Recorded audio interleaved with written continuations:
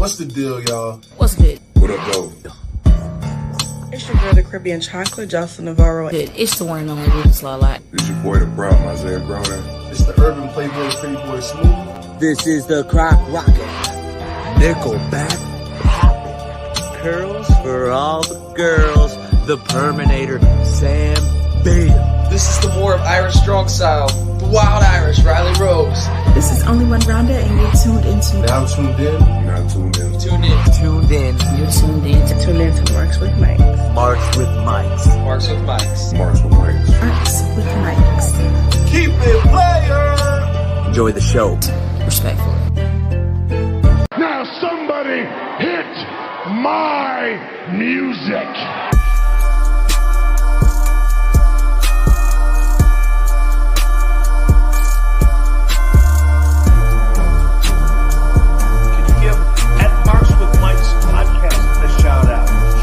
Shout out! Hey, yo! What up, my neighbor?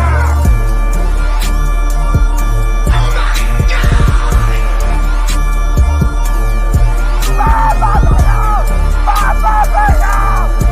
Are you kidding me? Did we just see the irresistible force beating the immovable object?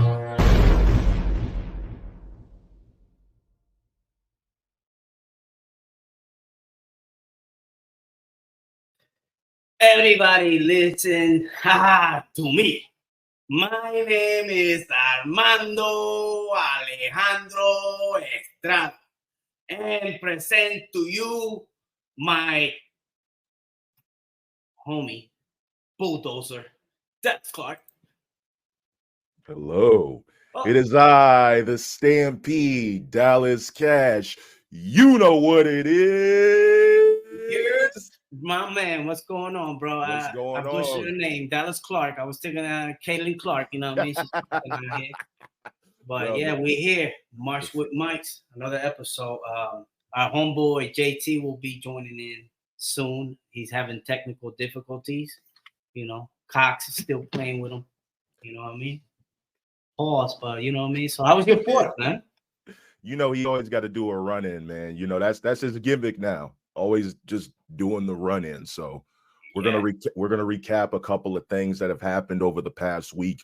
We got Forrbidden Door, a recap from that, the fallout from NXT, Monday Night Raw, SmackDown, also Money in the Bank, the robbery that occurred at Money in the Bank. We got some predictions for NXT Heatwave tonight. It's hot. It is hot. Yeah, definitely, man. And not to briefly touch, man, show love to TNA. You know what I mean? TNA putting some good shows. Definitely. You know, you got the Matt Hardy coming back, broken Matt Hardy with his wife and all that stuff. But you know, I don't know, man. How was your fourth, man? Fourth was pretty good. We spent it in Niagara Falls, New York. Just got the family together. We went up there, tried some of the best buffalo wings I've had in a long time at Ducks. Those are the ones. Yes, those are the ones. So it was a great fourth. And how was yours? I was good, man. I was pretty much just low key. You know what I mean? Just stand, see the neighbors do their thing. You know what I mean? Just go back. It was chill, you know. Have a long weekend. That's good. All right. Well, Man. we're going to go ahead and jump forward and see what's on the table today because we are going to be barbecuing. Oh yeah, let them cook. Let them cook. But I don't know. Let's start with rumors and news, if there's any. If there's anything that is out there, perhaps in the realms, in the world of the wrestling.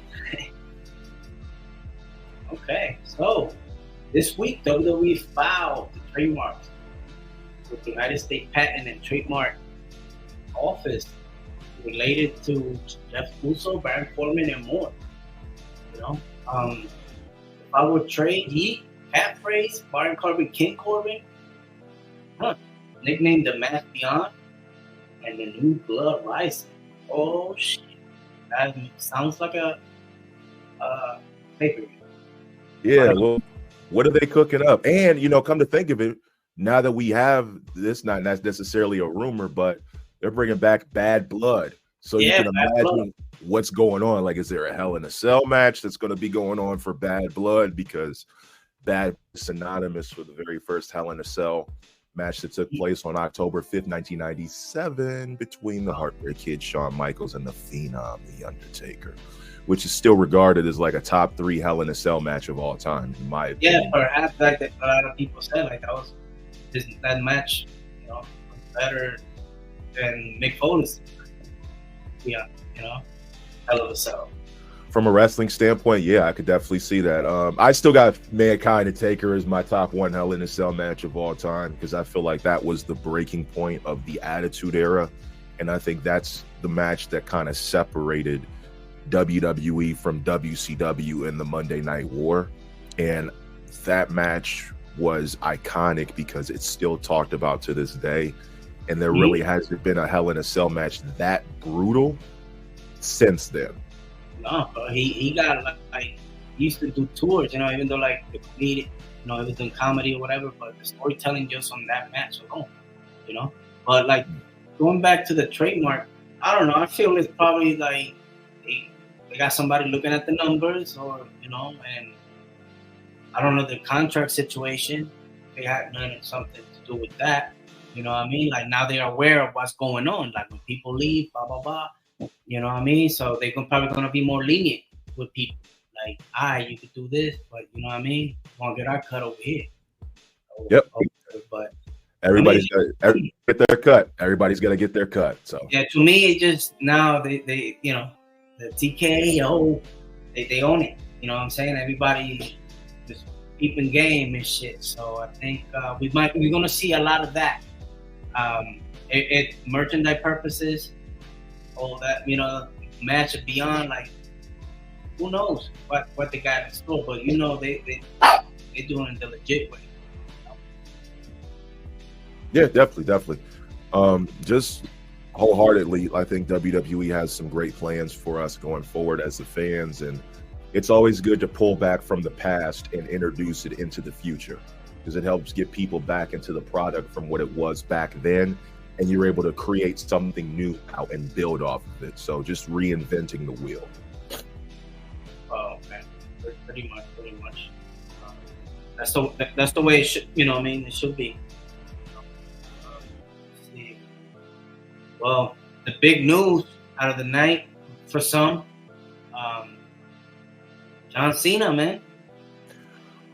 Woo! Yeah. So, if anybody's not been paying attention to what was going on, John Cena opened up Money in the Bank, talked a little bit about his career, but officially dropped the nuclear bomb and answered the questions that many people were wondering over the course of the last 5 years, was when he was going to officially retire. And he finally announced that in 2025, next year, he will be officially retiring. Now, the big question is, who is his retirement match going to be against? That's gonna be the big, the big draw. You know what I mean? Like, do he put somebody over? Would they actually go the route and make him become the 17th time champion? How can that happen? And if it does happen, you know what I mean? Like, will they go about it? He even brought up that after that, the jorts are going, you know what I mean? He's just going to be screwed up. All this stuff that perhaps he should have said in the ring, but he chose not to. But a lot of people grew up with John Cena. Wrestling because of John Cena. Us that have been watching him, we remember his first match, you know what I mean? Like when he came out. And you had bars, you know what I mean? It was one of the most entertaining things at the time. Like, who would have thought that guy with the hip hop gimmick will become the person that granted the most wishes and make a wish? Yes. You know what I mean? I believe. The dude, man, untouchable. But who you said can be his last match? I mean, I'll throw one out there. That he was there yesterday. CM Punk. Yep.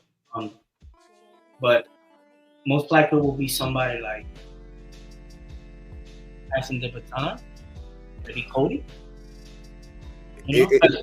It could be a multitude of people, but when you look at John Cena's career, you have to think about all the things that the positives and the negatives, but how the positives outweigh the negatives, because at one point he was looked at as a guy that wouldn't really put young talent over, and he kind of denied and debunked those accusations. They said he couldn't wrestle. Then he started adding more to his move set as he went along. And when you look at a guy like John Cena, you have to look at somebody who's going to carry the future of WWE the same way he did.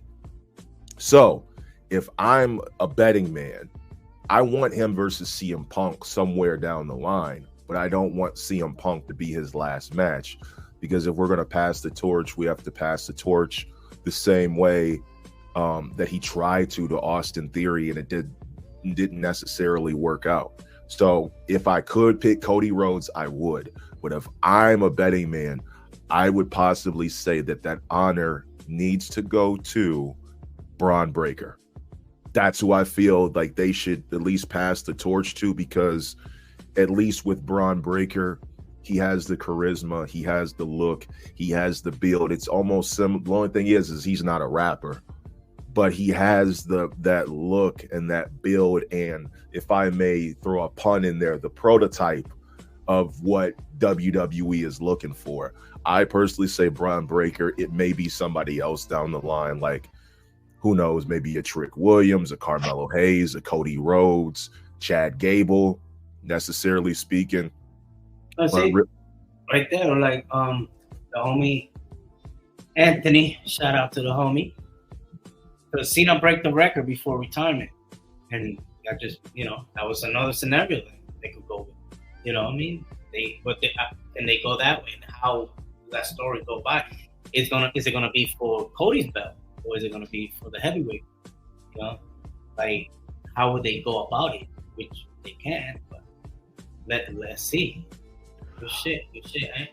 I would say if with knowing that, I initially in the back of my mind had a scenario where for John Cena's last match, like the Money in the Bank briefcase may come into play. But with what happened recently, that's obviously not on the table. But since he's been synonymous with being cashed in on for Money in the Bank and jump starting Edge's career, I felt like that would have been another good way for him to go out.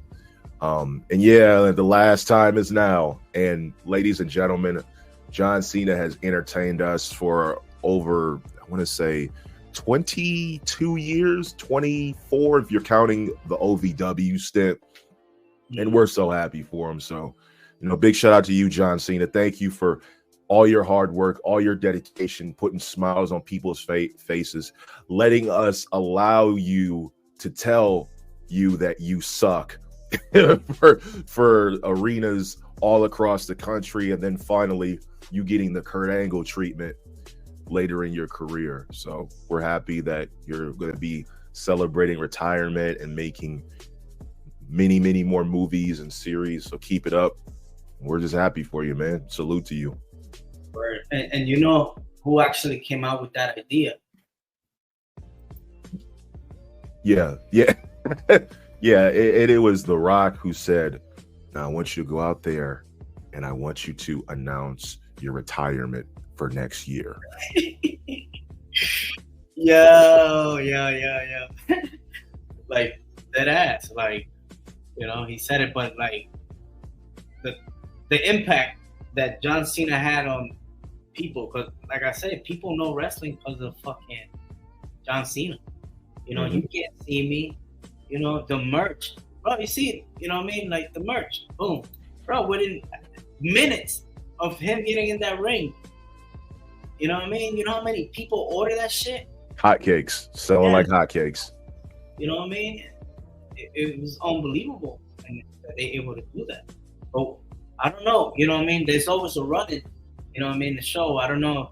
Seems like somebody might pop up from the top rope. You know what I mean? So I don't know if we'll tag them in He ready to come in. You know what I'm saying? Yeah. Hey, there he is. There he is. He cashed in his opportunity and came in right at the John Cena. Well, see what I'm saying about these John Cena cash-ins? I'm telling you.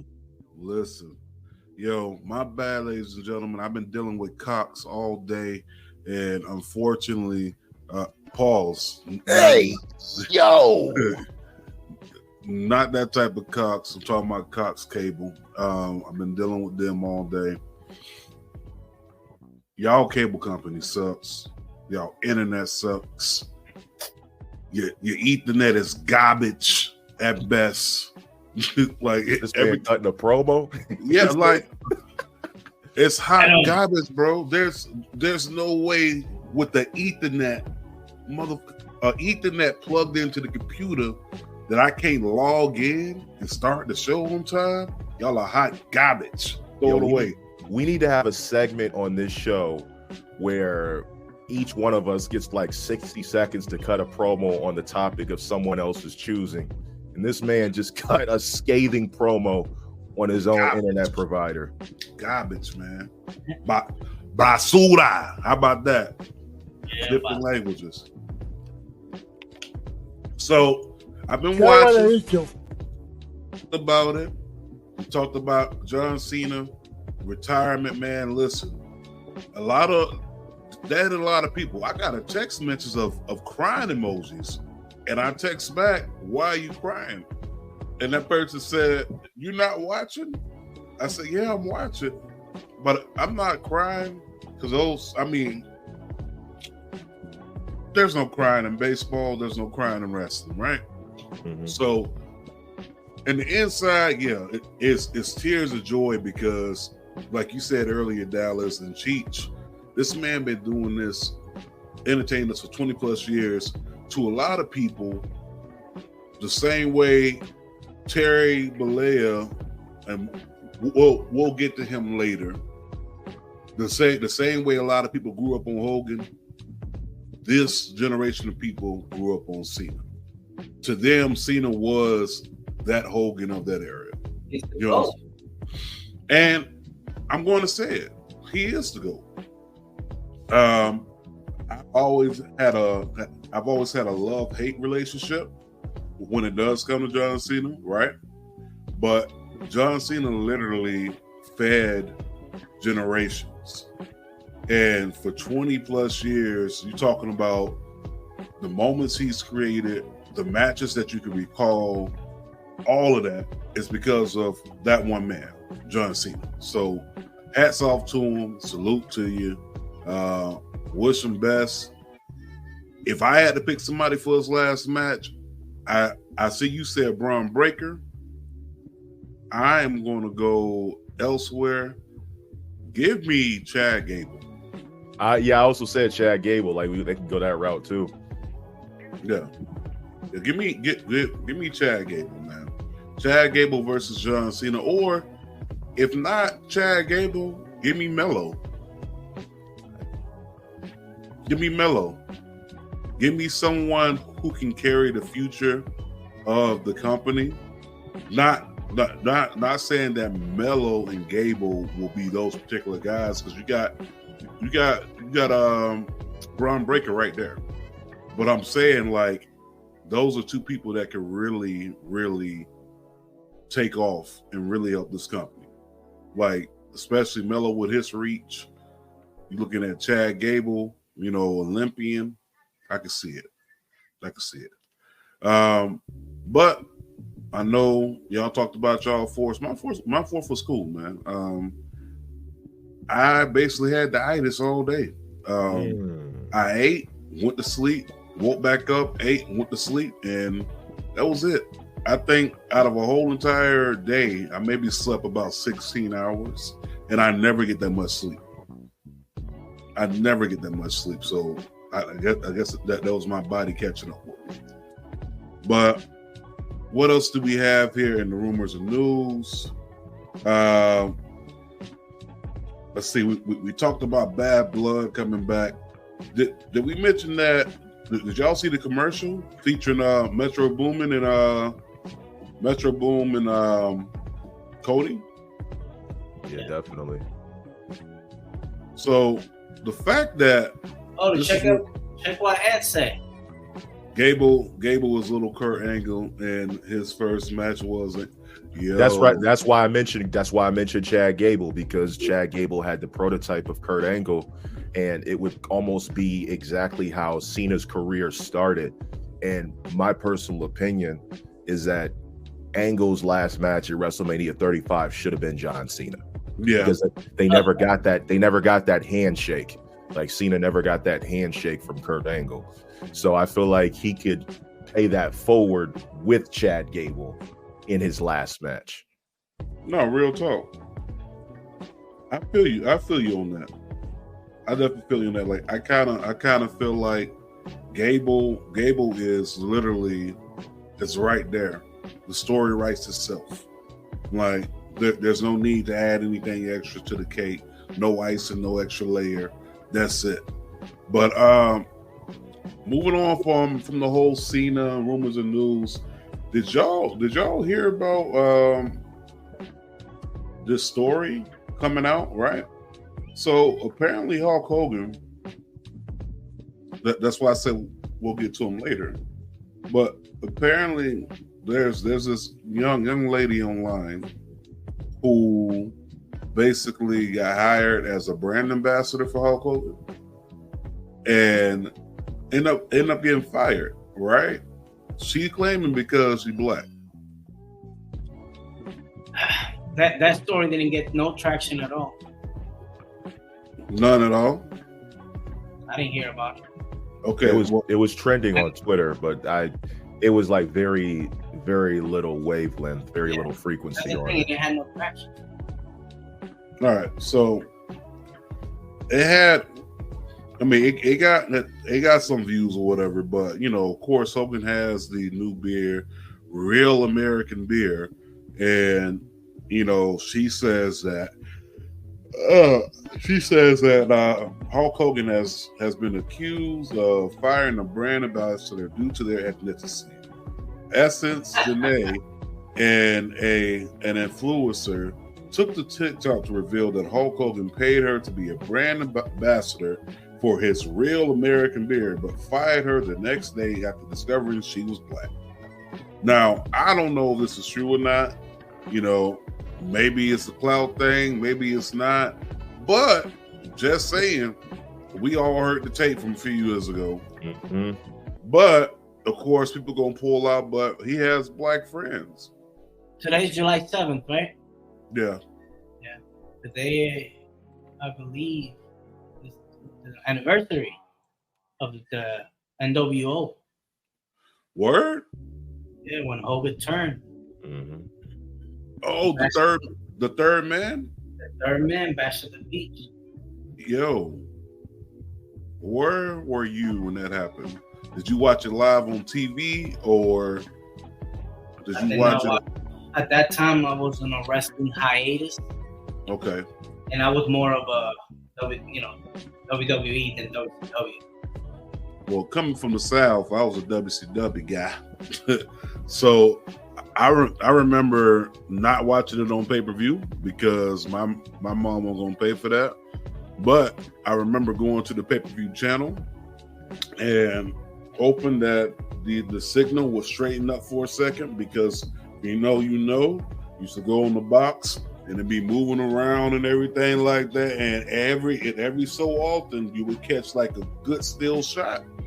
If you don't know what I'm talking about, remember back in the day, for all y'all all them nasty people. See, this is how cable used to work for us, right? We didn't have to pay for that little extra, you know what I'm saying? That little extra money for the cable. So what we'll do is we'll take the remote control, we'll click, and we'll hopefully get like a still shot where it stays still for like a good minute or so. But that's how we watched pay-per-view stuff back in the day. Or you just, got a box that had a chip in it. Well, yeah, I remember that, man. I remember the NWO thing, and I was NWO changed the trajectory of wrestling. Period. It made wrestling cool. And wrestling. Go ahead. What you say? What you said NWO? Yeah. Imagine how influential that is. That we went retro, you know, and like the fun, you know, the podcast.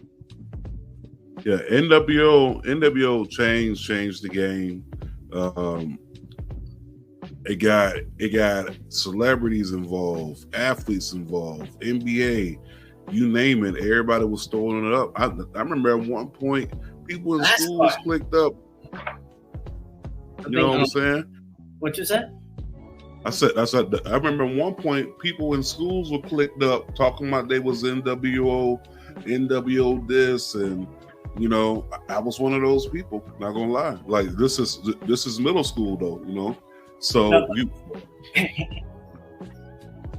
everyone was clicked up though. Yeah, I mean, it was cool, but then you started seeing so many people that it's like the only one. I'm not gonna lie, the Disciple. At first, I didn't know that was Beefcake. You know what I mean? At first, and, The Disciple, yeah. I didn't know that either till afterwards. Yeah, so it was cool back then because the internet wasn't popping like it is today. You know what I'm saying? But the NWO is for life. You know what I mean? And it pretty much influenced stables like the Bloodline. Yeah, you name it. Bloodline, DX, Bullet Club. Everything came from I guess you could say, a NWO perspective. The Click too, like the Click. NWO was pop culture, and it was cool to be the bad guy. It was cool to be the badass. It was cool to be a rule breaker. And Hulk Hogan, Scott Hall, and Kevin Nash were a very instrumental part of the NWO and the influence it still has today. NWO is still one of the top selling shirts, and you know, most of pretty much everybody in the NWO are non-existent with wrestling. But the impact that they've left is it's still one of the top 3 factions of all time, if not number 1. No, real talk, yo. Shout out to Dr. Joe Brown. Shout out to the homie Just represent Marks and Mice, representing Get Your Podcast. Brand new episode just dropped yesterday, featuring Dom of Powerbomb Jitsu. Shout out to Just. Shout out to Culture Clash Network. But we was talking about the NWO and its roots, right? And I remember this, and I remember hearing this story. So remember when everything happened and Hogan came to the ring and dropped the leg drop, and remember they were saying that it was supposed to be Sting, and ended up being Hogan, right? Yeah. You know, do you know who made that call? The Rock. So then I told Eric Bischoff, instead of Sting, why don't we go with Hulk Hogan? Because I'm going to debut later on that year, and I want my idol to run the NWO. I just don't think it's Sting yet. I think you need to take Sting and have him watch this movie called The Crow and build that for another year, and then we do Hogan and Sting at Starrcade 97. And Nick Patrick, for whatever reason, has to be the referee. No, yo. So if y'all don't know the picture that we're using, if you have not watched the what was it, the WCW documentary, that's I thought it was the WrestleMania 40. I'm sorry. See, I'm all messed up. And I told JT it was actually the WrestleMania 40 documentary. I told Cheech, put that hat on today. You are going to be Armando Cheech Estrada. And then I told Cox Cable, Cox, please mess up JT's internet before he comes on the show. He's going to do a run-in.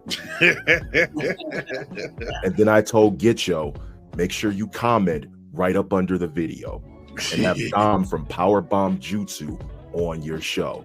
If you can't do that, we can't have WrestleMania 40. No, so Yeah, so the WrestleMania 40 Behind the Curtain documentary drop. If y'all haven't watched it yet, this is where the picture is coming from. Go watch it. It's a good piece of work. Speaking of a good piece of work, let's move past us rumors and news. But before I do that, some honorable mentions. We had Drewski and Tony Khan linking up at Michael Rubin's all-white party.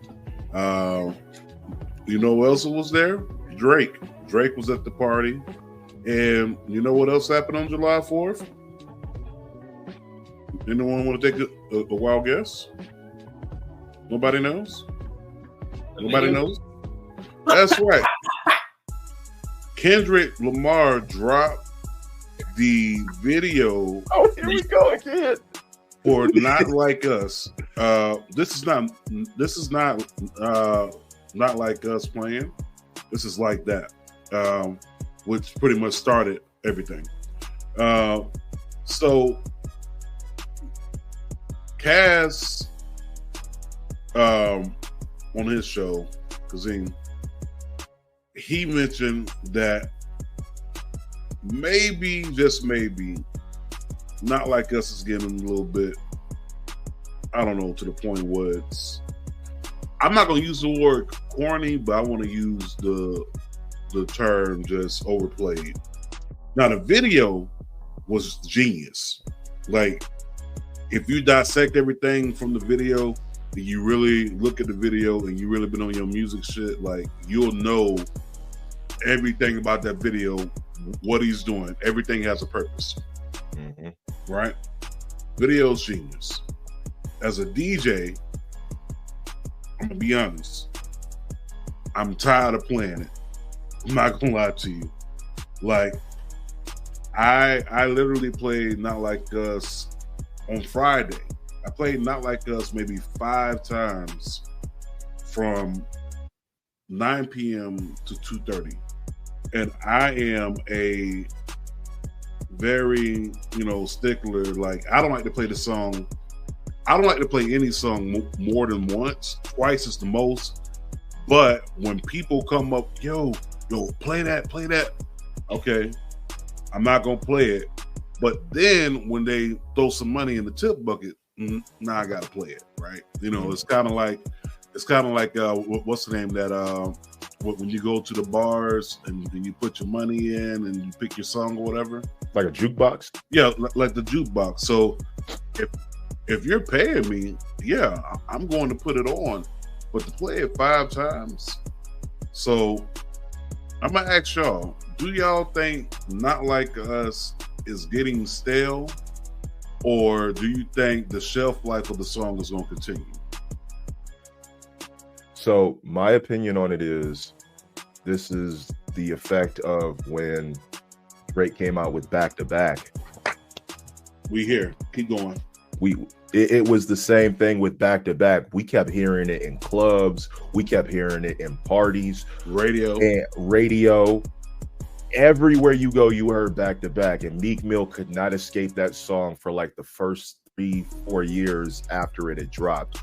Well, now Drake is on the opposite side of that spear. And now he's feeling the effects of hearing the same song over and over and over, no matter where he goes. It's to a degree, it's run its course, but it's no different than if it's a catchy diss song, it's going to get played a lot. It's the same thing with Tupac had Hit 'Em Up, Nas with Ether, 50 Cent with Back Down. Hell, at one point, I was hearing Checkmate from Jadakiss a lot, but it wasn't getting played in the clubs, mind you. But if it's a catchy song, it's a catchy song. And not only the best diss songs are songs that have turned into memes. When you can make a meme out of a diss song, it's pretty good. But we also had that happen with Meet the Grams, where it turned into a meme. The only reason why Meet the Grams isn't getting the same level is because it's not a catchy song. It's just something very somber and sad, very disrespectful. And Not Like Us is getting that level of charting. But overall, like, it'll fizzle out as the year goes by. All right, just said hot songs will always get played. That's true. Yep. If it's hot, it's hot. Yeah, if it's hot, it's definitely gonna get it's gonna get that it's going to get that rotation. But I'm not, like I said, I'm not a hater or anything. You know, when it does come to it, you know, I feel like, okay, make your money however you're gonna make your money, but at the same time, people give it a rest. You know what I'm saying? Like, we get it. He won. The battle's over with. He ain't got to fight no more. Here's a good analogy for it. And this is not me comparing, but when we talk about Michael Jordan, right? What is one of the things people bring up that Michael Jordan was on the receiving end of? Allen Iverson's crossover. Right. And it was synonymous with, when you look at Allen Iverson, the first thing people bring up is when he either stepped over Tyronn Lue, or when he crossed up Michael Jordan. It's gonna be this. I'm not saying that Kendrick Lamar is like Allen Iverson. I'm just saying when we look back at Kendrick Lamar's career, this is going to be one of the first three things that they bring up is not like us, and it's just something that is going to be part of their career. Especially when we look at 50 Cent, the first thing we talk about with 50 Cent is get rich or die trying, and then the beef with Ja Rule. Period. No, that's real talk. Where is Ja in this situation? What does Ja Rule think of all of this?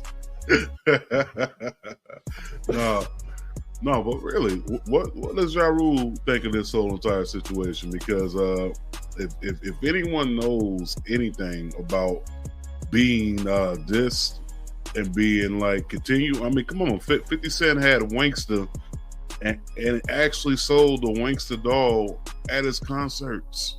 Mm-hmm. You know what I'm saying? Like, you know, so I don't know. For this, I kind of feel like this song is not going to die out. It's going to continue to get played. It's going to have that back-to-back effect.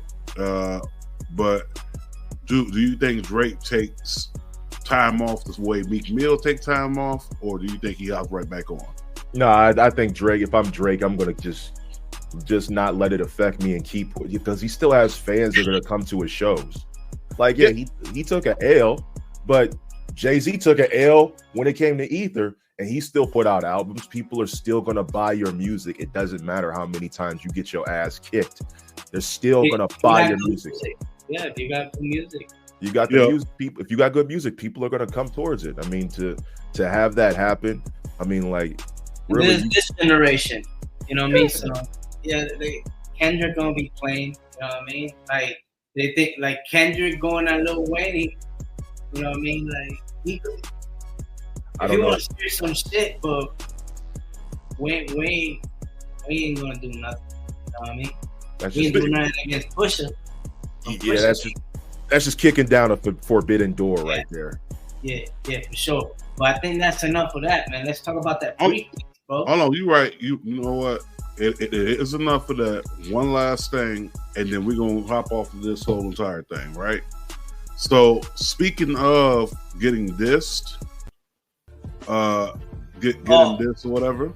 Yeah, he was the one that came up with it. So, let's talk about it.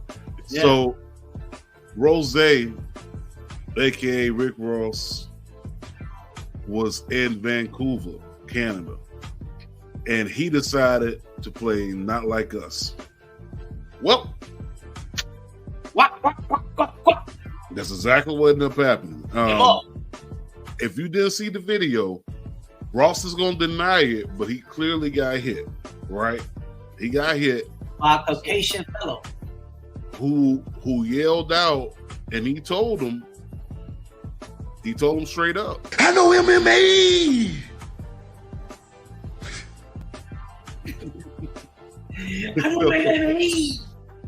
So what's crazy is, happy birthday to 50 Cent. 50 Cent celebrates his birthday in Canada just to troll Rick Ross, right? So that's the last thing I want to say on the whole situation. Let's get to the rest of this news. Let's get back to these topics. And go ahead.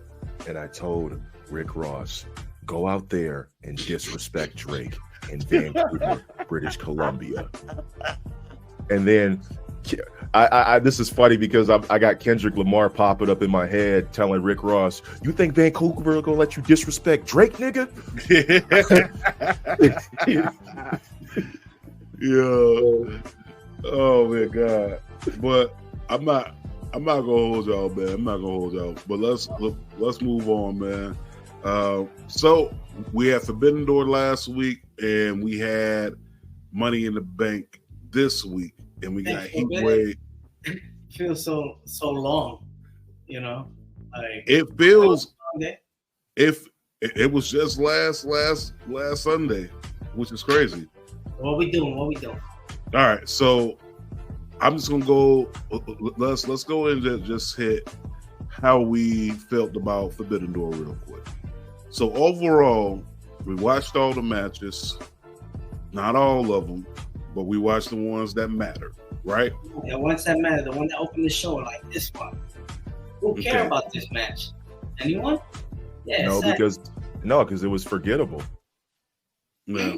You pretty much knew what was going to happen. It was an ABC match, and it really wasn't a match that's like, oh, I got to see this. Like, the matches that I wanted to see, I was happy, and it turned out like Mercedes and Stephanie.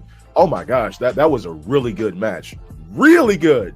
Zack Sabre putting Orange Cassidy in a fucking Auntie Anne's pretzel at the very end. Like, everything we predicted pretty much came to pass. Swerve and Ospreay, classic match, classic ending. Chef's kiss. What needed to happen happened, and I loved the whole essence of it. There was really good storytelling in Swerve and Ospreay, and it had a great feel to it because it made Swerve look like a unstoppable force, just for the simple fact that he blocked Ospreay's hidden blade with little to no effort, and the exhaustion from Ospreay being completely exhausted, completely defeated, completely out of his element. And the final straw was just Swerve taking over, hitting his finish, 1, 2, 3 clean, no bullshit, no interference, just a flat out great wrestling match. No, real talk. I think definitely that Swerve and Ospreay match needs to be talked about. Very much.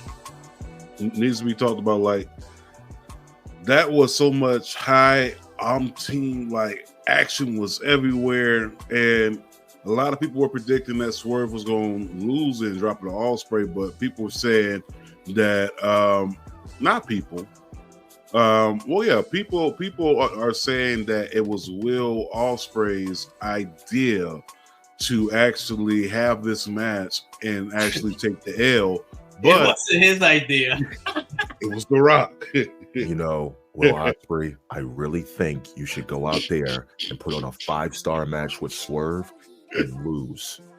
Just my opinion, but I'm the great one. And if you smell what The Rock is cooking, tell Tony Khan what I just said, and let's make it happen.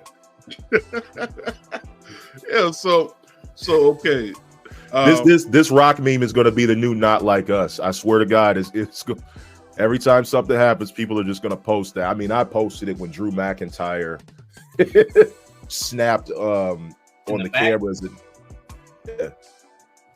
All right, so Mercedes Moné becomes double champ. Britt Baker comes back. I mean, Forbidden Door was a very predictable card, right? Yeah. Not saying that the card was trash. It was good. It was good. And we call like Naito, John Moxley, pretty much kind of seen it coming, Put it this way: every single match that we predicted came out exactly the way we predicted it, because it was a very predictable card. You know what I'm saying? It was too predictable. Championship matches, you knew which way that was going to go, based on where the title was going. Right. We knew that. But predictable is good. Predictable is good. Predictable is good, but you know, the card overall, I enjoyed it. I even took a nap and woke back up and it was still on. You know what I'm saying? Like, so I enjoyed it. And I'm gonna give AEW his flowers. You had Hangman Page return this week to face Jeff Jarrett. So he's gonna be in the finals match of the Owen coming up. So that's gonna be happening. So AEW had 2 returns in 1 week: Hangman and Britt Baker. And Britt Baker revealed that she stayed out longer due to, and I'm trying to remember the name of the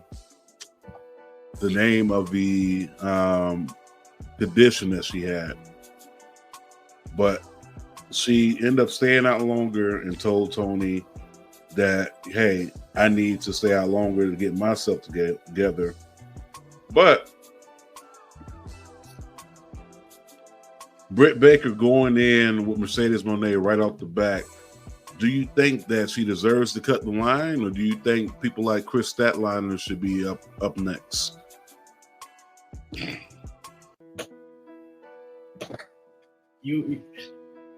Yeah, I asked that question. Go ahead, Cheech. I'm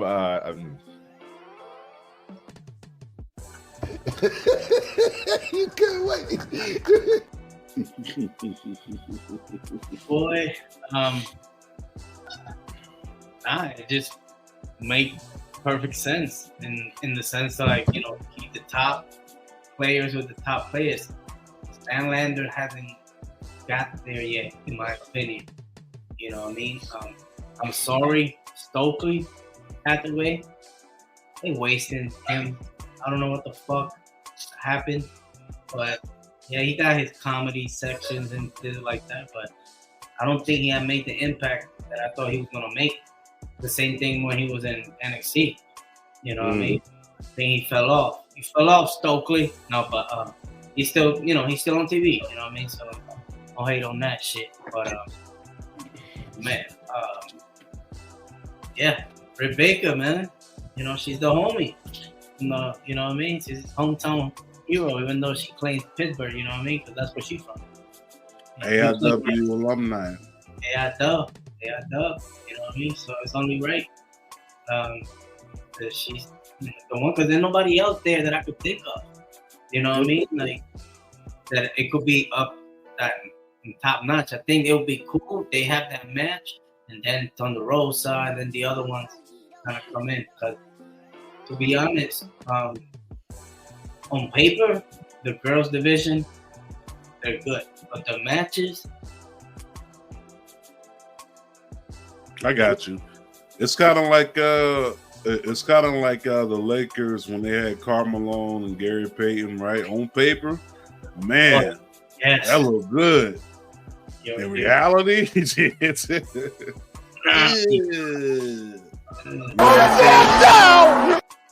yeah, basically throwing the damn towel. I don't know what you got, Dallas. So Mercedes versus Britt Baker is what they need to do right away to establish how big of a threat Mercedes is to the women's division. But you know, with any reign that involves her, it's pretty much going to end up with her looking up at the lights somewhere down the line, unless they give her a lengthy run. You know, her lengthy runs really, aside from 2020 to 2021, really doesn't go hand in hand. You know, she doesn't keep that title as quickly as she chases it. You know, she's better as a chaser than she is as a champ. I agree. I think it works because there's really nobody else who really stands a threat to her when Thunder Rosa decides, you know, she wants to be a part of the grind again. Maybe down the line, but I just don't see anybody else who deserves the opportunity other than Britt Baker. So in order to establish your all ex WWE champions, you necessarily have to have them beat the people who are established in the company. And wholeheartedly, it should be Britt and Mercedes. We've wanted this since she first arrived anyway. So Let's not waste any time and just get straight to it. Build it as a best of 7 series. I mean, but do you really want 7 Mercedes Moné matches with Britt Baker? You know what I'm saying? Like, I think 7 is give me 3, because I'm not going, because after a while I'm gonna see every trick that you pulled out your bag, right?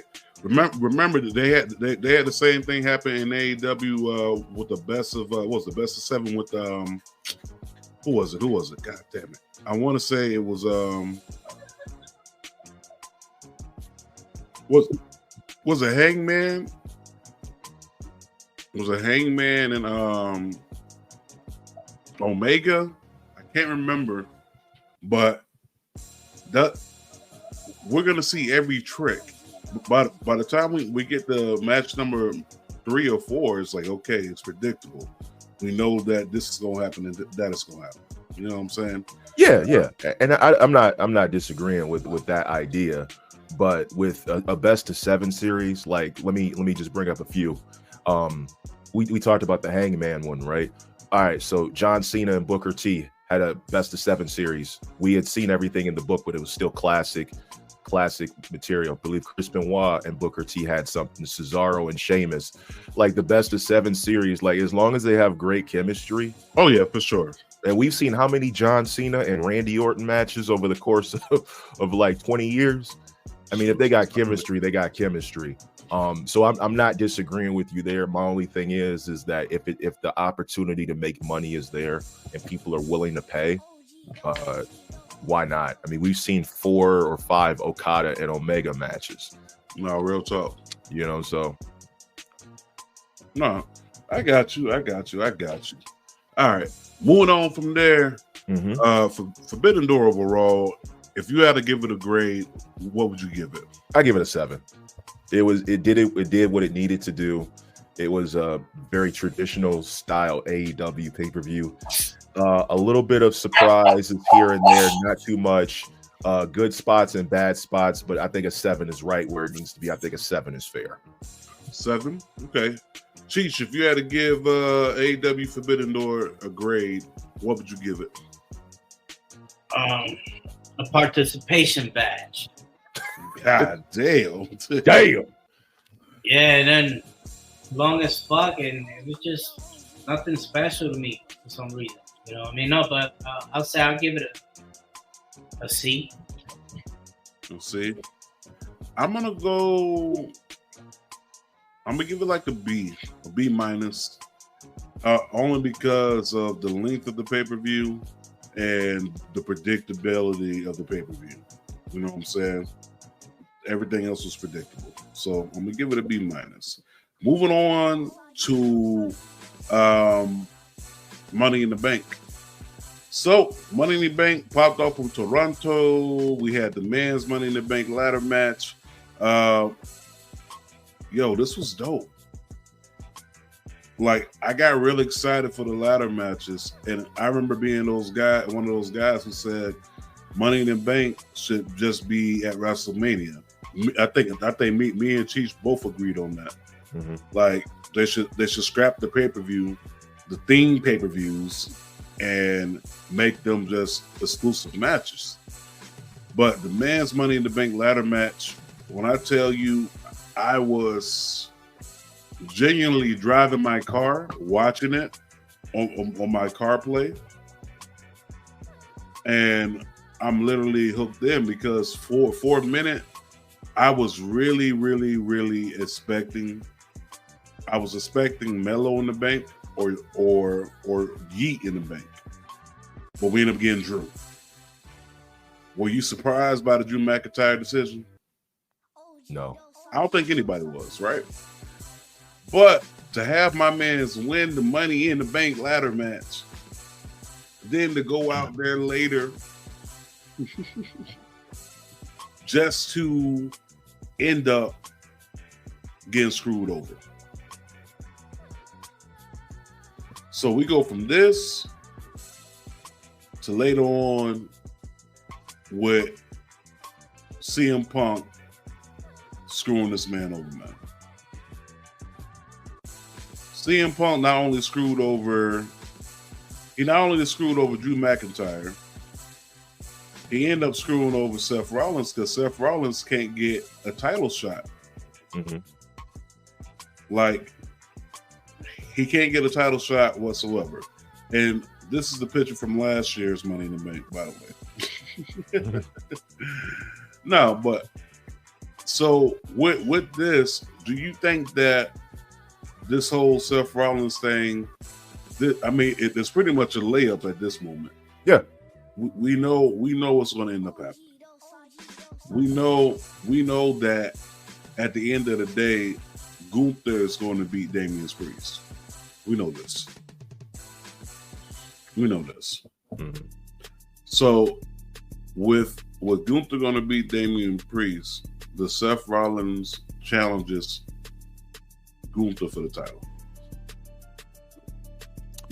I see it happening in the future, but with CM Punk interfering and a lot of people saying, hey, this is a waste of a Money in the Bank briefcase, I don't necessarily think that. Speak on it.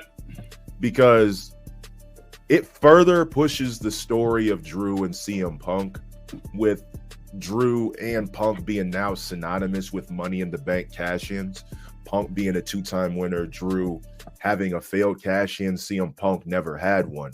But CM Punk said, as long as I'm here, I'm going to make your life a living hell. And Punk has cost Drew the title on 3 different occasions. It's not necessarily a waste of a Money in the Bank cash-in because it furthers the story. Not only that, it creates a whole nother story. Talk on it. Down the line for Punk and Seth Rollins, because as long as Priest is champion, Seth can't get a shot at the world title. Speak now, on it. Punk and Drew now have a common enemy and a common goal. And you're going to see like some sort of weird alliance between the two, because they both have to try to get rid of CM Punk because he's making life hell for Drew McIntyre, which also makes life hell for Seth Rollins. So in the build off of that, once Drew's feud with Punk is over, now you got Punk and Seth's feud kicking off. It's a way to build 2 storylines based on one single thing. I don't think the Money in the Bank briefcase was needed, because the star power for WWE right now in that World Heavyweight Championship picture is very crowded, and the Money in the Bank briefcase just gets in the way. So it doesn't necessarily need it right now. Maybe later down the line. You have a lot of top stars gunning for that title. You have Gunther, you have Drew. Punk is in the mix, but he's not necessarily making his claim for it. He's just there to be a fly or a pest to one Drew McIntyre, a la Seth Rollins. Punk is very much needed to push this feud, and we're going to be getting fed with both these 2 feuds, Drew and Punk at SummerSlam. Maybe Seth and Punk somewhere down the line, a la Survivor Series, maybe Bash at Berlin. Who necessarily knows? But the spotlight is getting crowded around Damian Priest World Heavyweight Championship. And there are so many directions that you can go that the Money in the Bank briefcase is not necessarily needed. For the women's title, yeah. For the men's, not necessarily needed. Not so much. So you pretty much you think that that's the idea they had? I feel like they were. And I said, why don't we give Drew McIntyre the briefcase and then take it off of him? He doesn't need a briefcase. He needs the sword that I gave him when he resigned. Yo. Yo. And no shaft. Oh, yeah. What happened to your shaft? That is powerful niggardry at work here. And then I told JT, use that Boondocks clip to further push my agenda. Because if you don't push the agenda, we can't have a world heavyweight champion. That is the reason why it was my decision to give my spot up to Cody Rhodes so that he went over at WrestleMania 40. Just like that. Listen, I ain't gonna hold you. CM Punk. Habitually, he's a habitual line stepper. Okay, But at the same time, my bad. Go ahead. At the same time, CM Punk has been Tom Shepard from above the rim. You know what I'm saying? He has not missed a shot when it comes to screwing Drew McIntyre over. Yeah, but think about it. Dude pretty much said he prayed that he got hurt. He did. Somebody tells you that, bro. You're gonna want to fuck him up every chance you get. On site. Hey, JT, you need to find a clip of Michael Jordan from The Last Dance saying that's all I needed. That's all I needed for him to do that, and it became personal. It became personal. It became personal. Just like Cheech said, he said he prayed on his downfall. Well, since you prayed on my downfall, I'm going to pray on yours and make it happen. Instead of praying on it, I'm going to make it happen. But how long this lasted? This has been like 2 matches, maybe? No, like what? 3? His briefcase? 3. Yeah. 3 matches, yeah. 3. Yo, shout out to everybody watching us on IG. Unfortunately, StreamYard hasn't allowed us to be able to see your comments or when y'all watching. But shout out to everybody that's watching. Oh, shout out to Van. Yo, hey, what's up, love? Hey, hit me up inside the DM. Shout out to Tika, you know what I'm saying, Miss Early. Shout out to everybody that's watching us on IG. But I will say this. Timing is everything. Timing is everything. I'm not mad at it.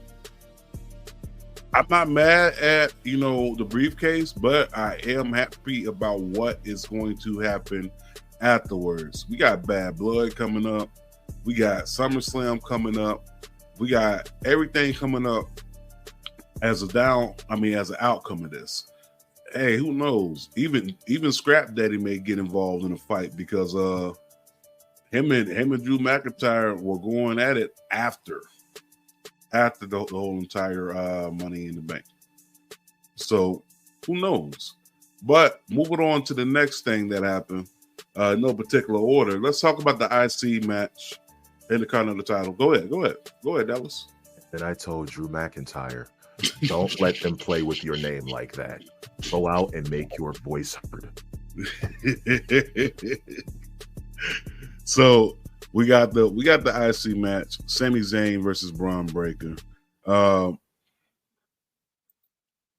I did not think that we needed to have Braun Breaker win here at Money in the Bank. He does need an L some type of way. You know what I'm saying? Like, I don't need my man on the Goldberg run. It's been done. But I think the loss was too soon too. Like, why are you gonna put him in his first pay-per-view and have him lose when the way you've been presenting him has been like a machine? Yeah. So it's kind of like, the fuck is he doing? I think my wholehearted opinion is we can say that Braun Breaker lost due to lack of experience in the ring with a veteran like Sami Zayn. But I agree, like, all this momentum that they've built around him, just tearing up superstars on Monday Night Raw, it kind of points to Sami losing the Intercontinental Championship. But, Triple H is a fan of long title reigns, lengthy runs. And I feel like Sami's going to get a lengthy run, probably losing the championship at, I'll say, maybe the Royal Rumble, maybe a Survivor Series, but not no time soon. And I think if he's going to lose it to anybody, it's probably between Braun Breaker or Chad Gable. But it could be used to establish a new star like a Carmelo Hayes. But since they're both on opposite shows, I don't see that potentially happening. I'm gonna disagree. I don't think we need to have a lengthy title run with the IC title.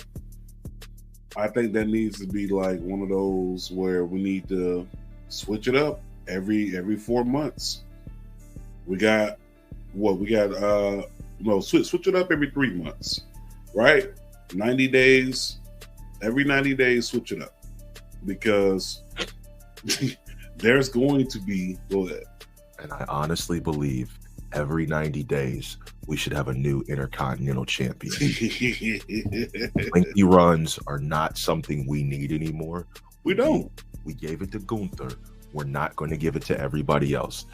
I was once an Intercontinental Champion, and I honestly think nobody should have a longer run than I did. But you gave it to Gunther, and that's okay.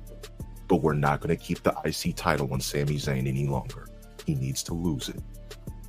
And I'm a big fan of Sami dropping the title come SummerSlam because nothing against him, but it's just one of those things where, we need to spread it around because we need to help build and curate more stars. They need to be inside the queue. Let's move it on from that. We had another match pop off, which was the women's ladders match. Best match of the night. Which was the best match, period. Like, I have not seen a women's ladder match this good in a minute. But this match was so good that it outdid every match on the card. Period. Every match. So shout out to the women. Listen. Women. Shout out to the women, but look, I personally thought Naomi was my pick because I thought she needed it more than anybody. But then again, the Money in the Bank briefcase is supposed to be one of those things where, okay, it's for creating a new star, and I'm not mad about the pick. I'm not mad about Tiffy time. Me and Cheech had picked Chelsea Green to win it just because we felt like, oh my God, yeah, she took the bump of her life. I ain't gonna lie to you. I'm like, oh yeah, she's dead. She's. Oh, I'm sorry. From that match, what do you remember the most? I mean, the winner or that bump? Oh, that bump, sure. That bump, and then the one that EO gave to Zoe Stark. Like, woo! That was ugly. Didn't she botch the move? It looked Zoe Stark botched. Yeah, she botched the one move, but I honestly, I'm not really sold on Zoe Stark, but I can't lie to you, like, she took some heavy hits last night, and my hats go off to her. But Valkyria, yeah, she took some bumps too, and I was watching it with a cousin of mine, and he's not he don't watch wrestling like us, let's say, and he was like, bro, this is one of the best shit I ever seen. You know what I mean? He was entertained. Yeah.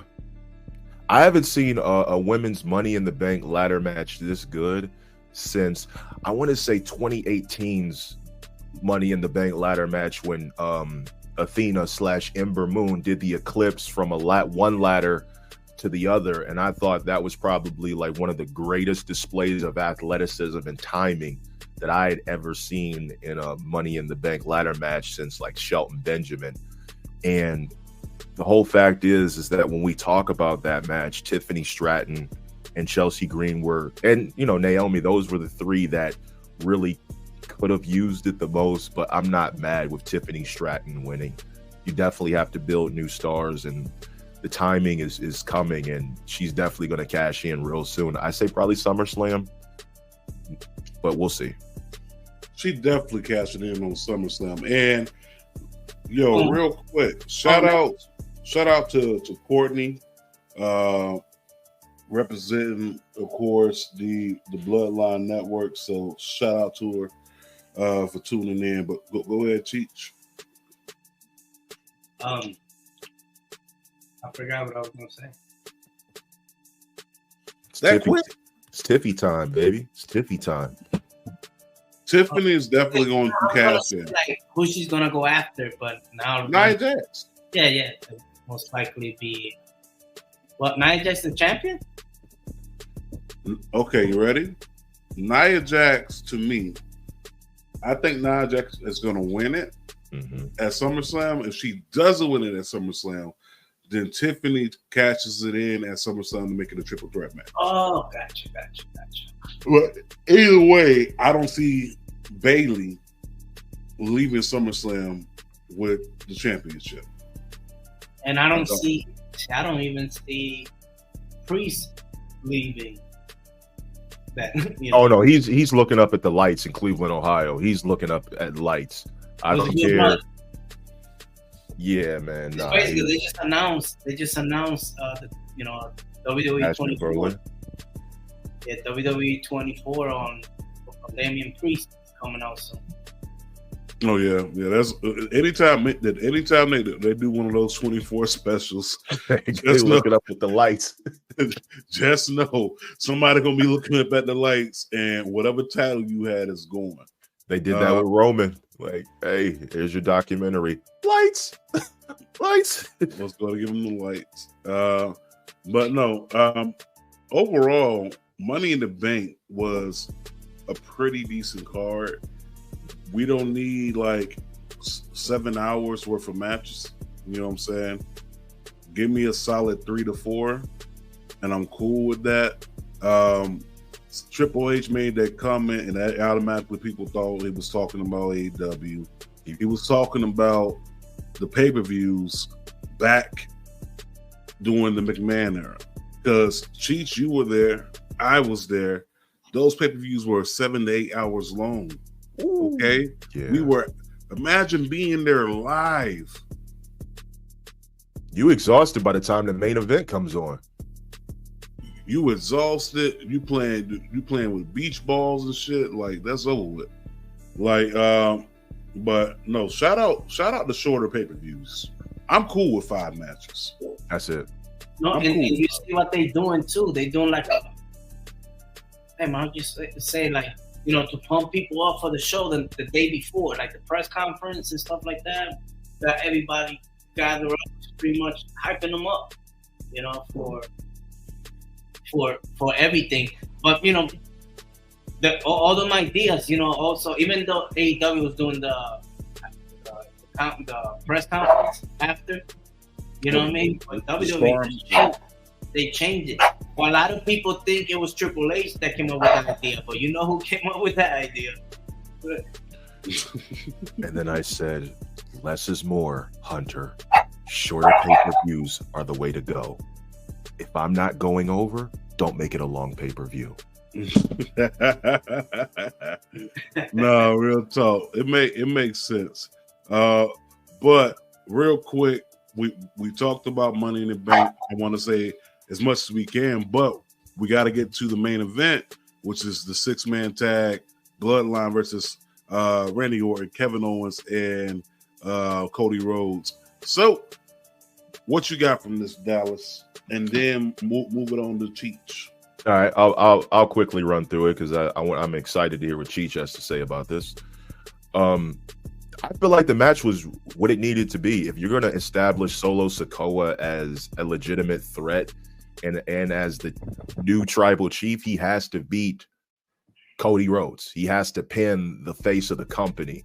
And having somebody as talented as Jacob Fatu in your corner as your enforcer, like the match was just overall just a banger. And it was just highlighting Jacob Fatu's contributions and what he can offer. Even doing like a whisper in the wind, which, I knew he was going to pull that move out because he had been pulling that move out a long time. And the stare down he had with Kevin Owens, the popping up before Randy Orton goes into his motion for the RKO. This was an excellent showcase of what Jacob Fatu has to offer.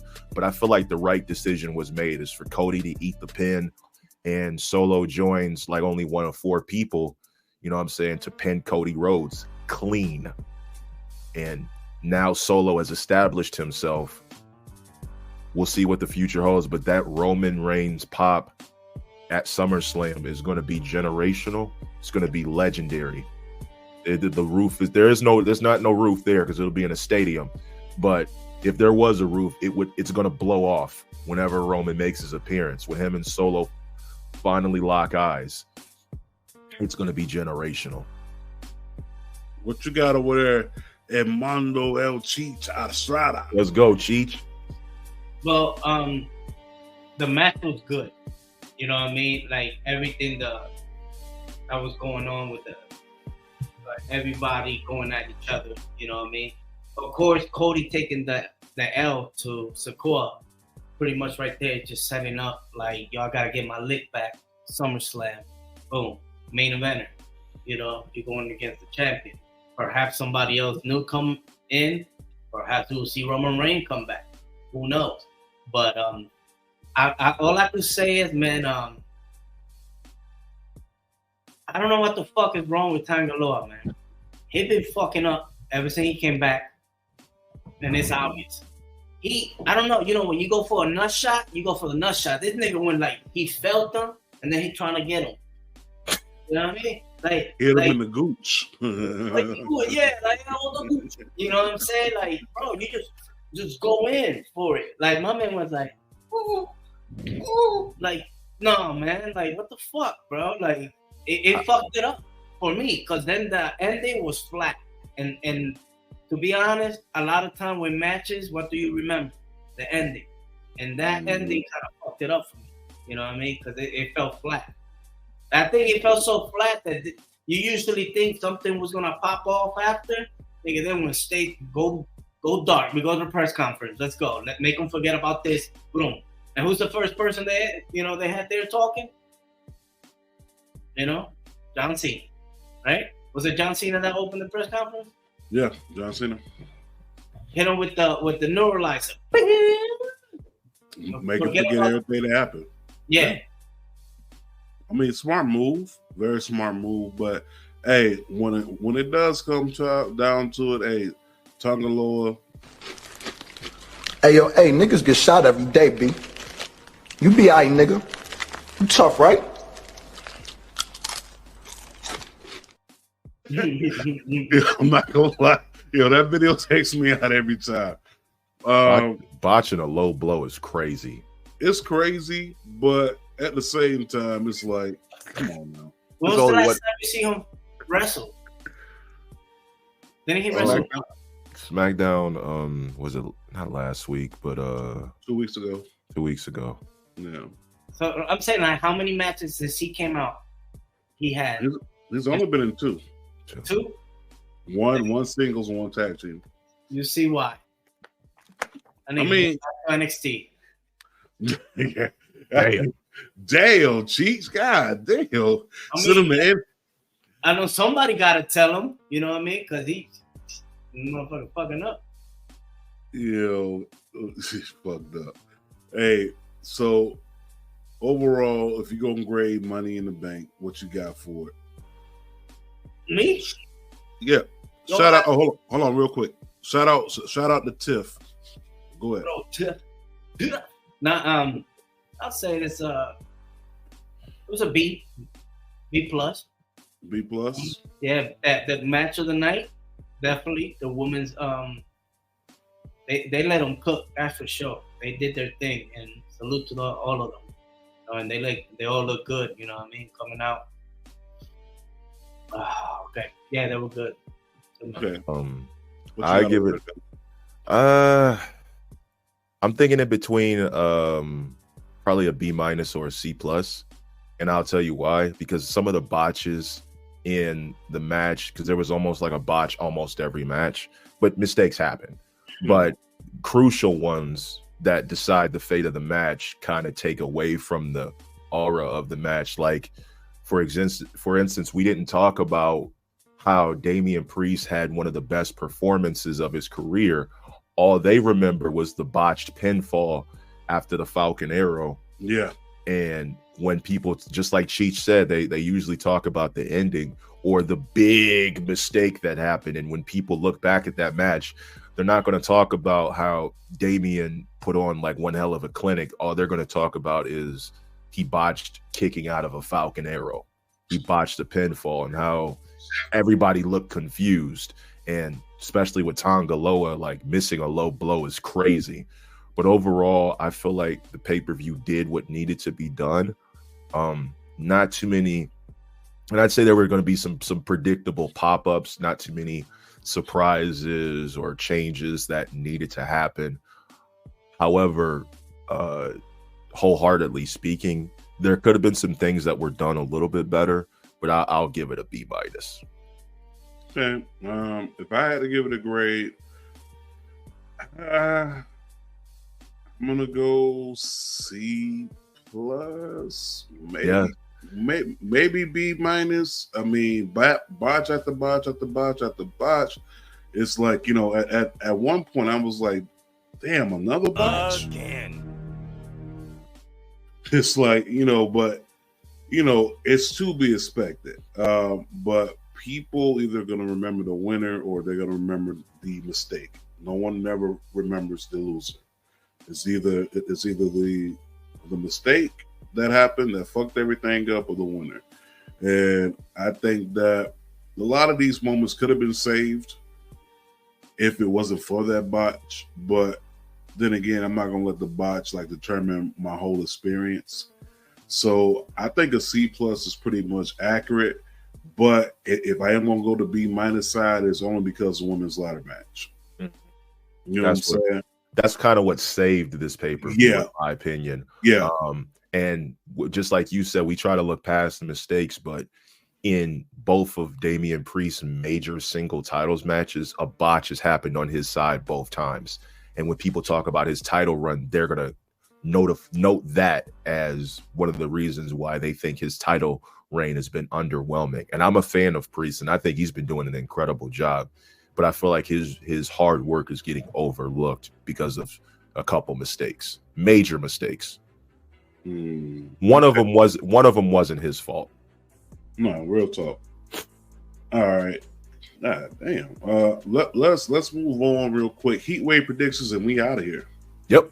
All right. So real quick, Heatwave is tonight. We got a Fatal 4-Way.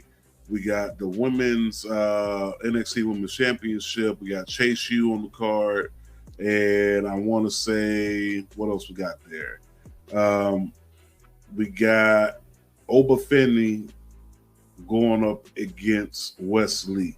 All right, so let's run through these things like diarrhea. Let's run through these things like drunk college girls who trying to prove something.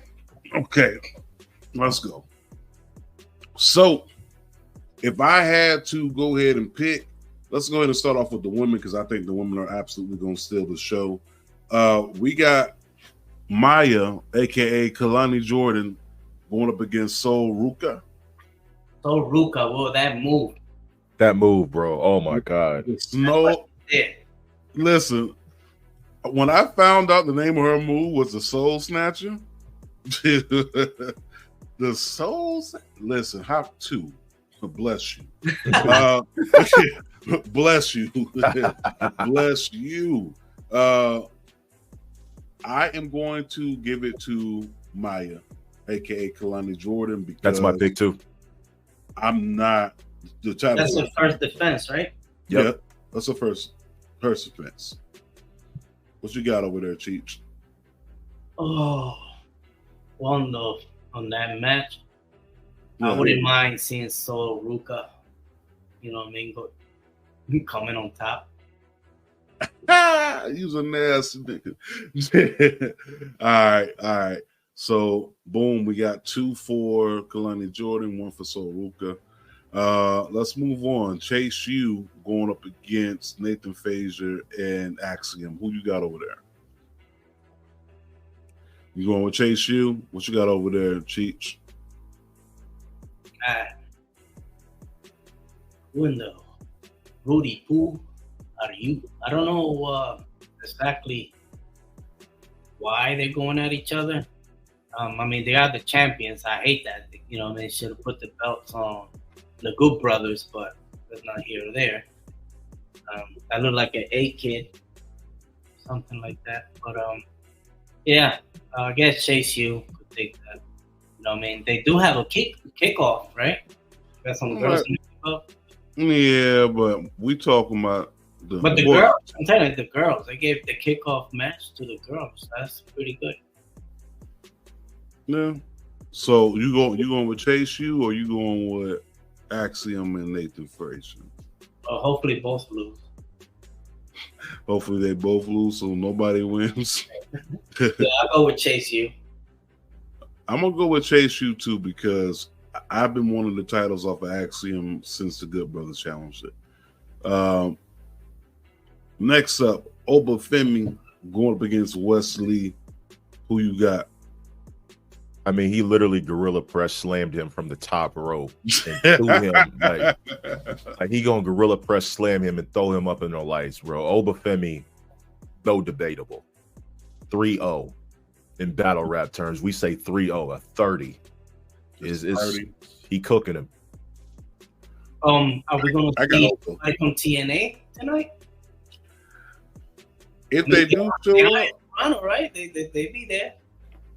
I mean, if they do show up, bro, it'll be cool. I just don't see how it kind of coincides with the story of Obafemi. You know what I'm saying? Now, I mean, Moose been calling for him. Okay, but what does the Rascals got to do with? Oh, I see what you're saying. So if Moose does show up, okay, I got you. Yeah, and then have Lee pop up in TNA. You know, to help the Rascals and anything. All right, so I got Oba winning. You got Oba winning. It's a unanimous decision. Okay, I wouldn't mind Moose showing up just to lose. I got West. You got Wes? Yeah, I got West. Okay, so we got 2 for Oba, 1 for West. All right. Moving on to the women's match, Roxanne Perez versus my mommy Lola Vice. My Latinas. Yes, listen, Chef Kiss over here. God spent his time working on this one. God bless you. God bless you. Yes. I'll take Vice. Take that graphic off real quick, please. Okay, got you. Hit the graphic button. All right. So I've watched Lola Vice's MMA fights before she came to WWE when she fought Taylor Turner, Hannah Guy, and Tara Pagano. And then I said, we're going to take the title off Roxanne Perez and give it to Lola Vice. But before I say anything further, I got Lola Vice. I'm a fan of both, but got to bring this out. Caution. It is going to be a homicide tonight. Lola Vice is going to murder Roxanne Perez, and it's going to be bad. It's going to be bad. We need to establish Roxanne has had a great run as champion, but Lola Vice is like literally a tornado that's taken NXT by storm. And I'd say this is probably what Shawn Michaels wanted Nikita Lyons to become before she got hurt. But Lola Vice, yeah, right. And Lola Vice is definitely one of the premier people that NXT has, and they need to keep her and just consistently build her up because her time is now, in my opinion, and she's never looked better. Yeah, listen, NXT is for the Latinas, so give me Lola Vice. Either way, we win. We all win because we got Roxanne Perez, Lola Vice. It's a win-win situation. So I got Lola Vice winning. You got Lola Vice winning. Cheech, you got Lola Vice winning. It's unanimous. That's unanimous. And if you don't put the title on Lola Vice, I don't know what's going on with you, Shawn Michaels, but it's clearly right there. It's clearly right there. Let's see. Last match be the championship match, fatal 4-way. We got Javon Evans, who told Sean Spears he was gonna rock his shit. And you also got all ego Ethan Page, and you got Trick Williams. Okay, not for nothing, but you got two Canadians inside this match. Put it on Ethan Page. Put it on Ethan Page. Put it on Ethan Page. This is the perfect time. Perfect time just to kind of, just stir shit up. You know what I mean? He's from Canada, of course, but it's obvious. Then Trey don't have to take the pin. That's like, what I mean, and they could run it back or whatever. But they should put it on Ethan.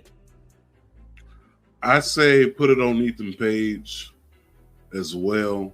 Sean Spears is going to get the NXT title. I don't think it's going to be within the next 90, but he's going to get it.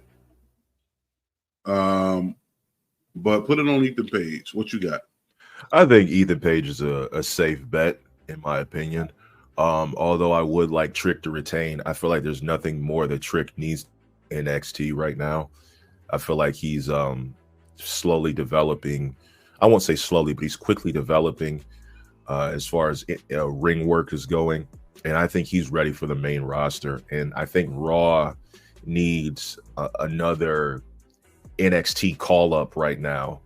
I know they have Dragunov, they have Braun Breaker, but to have Trick Williams there, that really will establish some future star power in the division. So I would like to see, or even have him going to SmackDown. Him and Mello can pick up their feud on SmackDown, but I just don't feel like it's needed right now. So Ethan Page is a safe bet for me, but I wouldn't mind Trick Williams retaining. Okay, I got you on that. So that was a whole bunch to say today on the show. We talked about a little bit of 4th of July festivities, Kendrick Lamar dropping the video. We talked about Forrbidden Door, Money in the Bank. And we talked about predictions for Heatwave. That's a lot today in one show.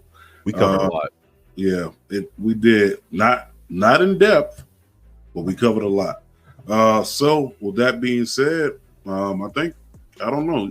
You think it's around that time? And then I said, Enough! Silence! I can't take this shit no more. it's about time to hit that music. And It's real simple, B. It says wrap it up. Yo, listen, we got here. I want to thank y'all for tuning in, and listening. Appreciate y'all coming through. Shout out to everyone that came through last week. And hopefully we end up with the same reception for this week. But thank you for everyone who tuned in last week. Thank y'all for, definitely spreading the word. But we're going to spread the word real quick. Listen, too much negativity can have you unbalanced mentally, spiritually, emotionally, and physically. Spread more positive vibes. It takes very little to build someone up than it does to tear them down. Think about the logic inside that message. It can be as easy as giving them a compliment, opening the door for them at a restaurant. How about even pushing in your chair? Or you can go to Water Maneuver for the time being, okay? For the time being. And go ahead and get you one of these positive vibes only apparel, okay? You ain't got to get it for you. You ain't got to get it for your spouse. Get it for someone else that may be going through something. Maybe for the first time in a long time, you were able to achieve a goal that you have been working on for the longest. Okay, maybe for the first time in a long time, someone actually complimented your potato salad. Maybe for the first time in a long time, your macaroni and cheese wasn't dry. Or maybe for the first time in a long time, just maybe, someone said, these greens were busted. Okay? Wherever it may be, spread more positive vibes. Okay? And with that being said, I'm going to leave you with the parting words that I've been leaving for the past couple months. It's not tricking if you got it, but if you got it, it's not tricking. Okay? And on that note, enjoy Heatwave And y'all be safe out there. We gonna be out. And love y'all. Be safe. Be safe. We out.